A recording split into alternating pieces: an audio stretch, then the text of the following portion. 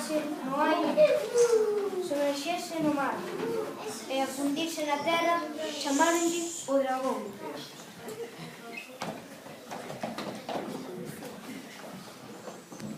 Cando os homens e as mulleres de todas as tribos da China descubriron o dragón, imaginando polos seus fillos, pareceulles tan fermoso que por primeira vez estiveron todos de acordo.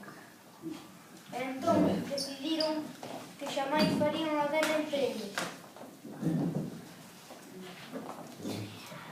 A fe que houbo outras guerras, pero o dragón segue a ser na China, o animal da paz, e todos os anos é unha alegría festexar con el o ano novo chinés.